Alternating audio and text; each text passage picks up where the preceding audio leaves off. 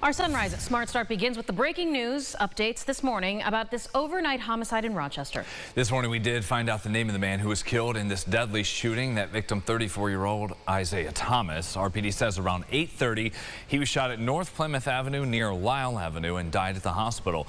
Police say they later found evidence of at least 24 rounds fired at that scene. And as they keep searching for more clues on a suspect, the Major Crimes Unit says it appears Thomas was targeted. Really don't have much at this point. What I can tell you is there was multiple shots fired, probably at least 24 shots were fired in total. So we do not know the circumstances around it. We do not know if the victim lives here or in the area. So we still got a lot of work in front of us.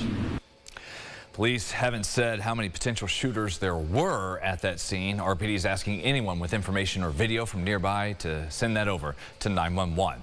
Happening today, the accused gunman in July's deadly Amazon warehouse shooting in Gates is going to be arraigned in court. 28-year-old Luis Ortiz Vega faces murder and gun charges after police arrested him last month here in the city.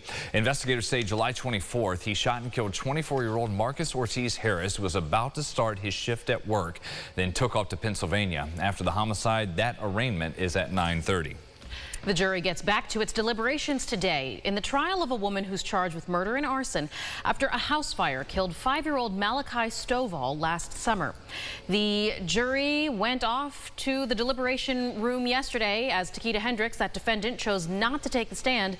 But over this last week, the jurors have listened to testimony from Malachi's babysitter, his doctor, firefighters, police, even the suspect's own sister, Tia Kayla.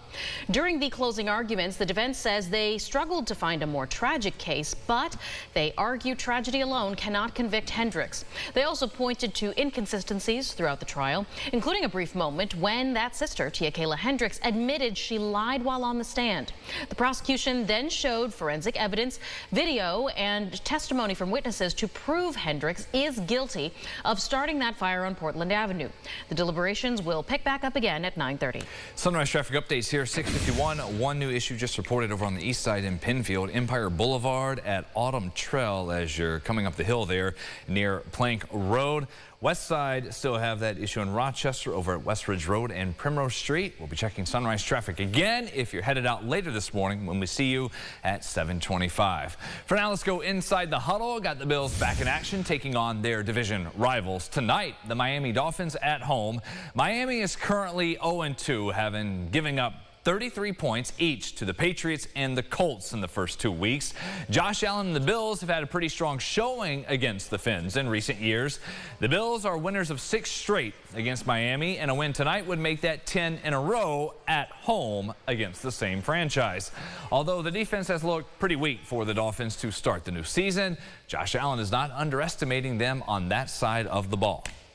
Playing a lot better than maybe what their record shows. Their front over there is filled with a lot of guys that can get after the quarterback. So we got to be on our P's and Q's and understand what they're going to try to do to us.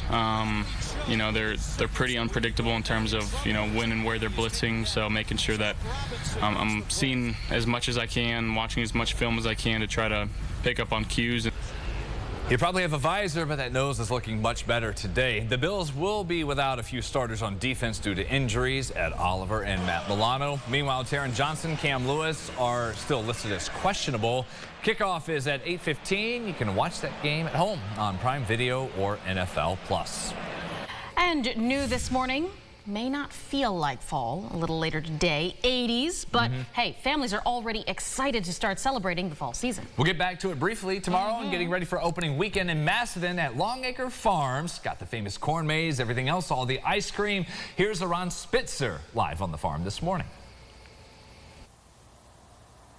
And now we're looking at some pumpkins. We're here with Sarah Henning and Audrey Allen, the owners.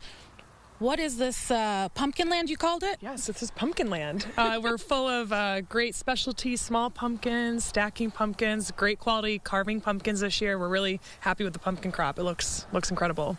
Yeah, it does look absolutely amazing. I've never seen some of these pumpkins in my lifetime. But you guys have all sorts of areas, right? We saw the maze, now we're seeing the pumpkins. What else do you have going on? Yeah, so we have a whole area what we call our courtyard, and that is free of charge. So there is no charge to just come on the farm, buy some pumpkins pumpkins, get some wine, ice cream treats, shop in the market. So we like to have different little areas, and this is part of our complimentary area to come hang out. So. And it's great that you have all sorts of areas, but people are really excited about the corn maze. You guys have a unique theme this year. What is that? The Mustang, celebrating 60 years. And for a small farm like yours, a family farm like yours, how big of a deal is that? It's a big deal. We got to partner with our friends at Ford, and we're really happy that we could kind of join together to bring Mustang to life. Would you say that this is your best corn maze yet? I mean, you probably say that every year, but this year, what do you think? Yes. Yeah, I would say so, for sure. Definitely. Okay, well, we'll be here next year, and maybe you'll say last year. Who knows? For now, guys, back to you. It's fun. Yeah. Got to find the one with all the warts all over it, those pumpkins. Yeah, the little bumpy ones. I love when the kiddos kind of like draw the little witch face on the bumpy pumpkins. Yeah. Very cute, very theme. The uglier the better, I feel like, with pumpkins. Yeah, Right? yeah, sure. I mean, the smooth ones, they're everywhere, but the really ugly ones, those are kind of fun. I once found one that looked like a little goose neck and like the little head, like the little beak, because it looked like it grew over. Yeah. It was cute. Those are cool. Well, oh my gourd, let's get that taken care of over the next couple of days. We've got gorgeous weather. Temperatures today, low 80s for you. Bills game tonight. If you're heading over to Orchard Park, enjoy that. Go early and enjoy the afternoon in the parking lot. Cold blast coming next couple of days. 60s for you before we warm back up Sunday. Much more coming your way on the Rochester First streaming app. 9 o'clock, it is our podcast, Second Cup of Sunrise. Got Arnie Rothschild joining us, talking about everything they're doing at RBTM. We'll hear from James on what happened with him yesterday, and maybe we'll talk a little Bills football as well. All right, well, we thank you so much for watching News 8 at Sunrise today. CBS Mornings is up next, and then wait for your local update here with us in 30 minutes. Have a great day. Let's go Buffalo.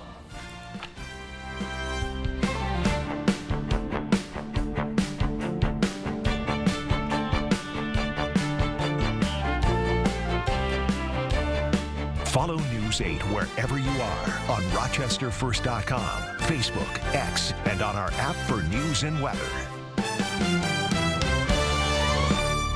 Get the Rochester First streaming app today for everything you love from News 8 on demand, plus exclusive shows you won't see anywhere else. Search ROC and download for free on Roku, Amazon Fire, and Apple TV.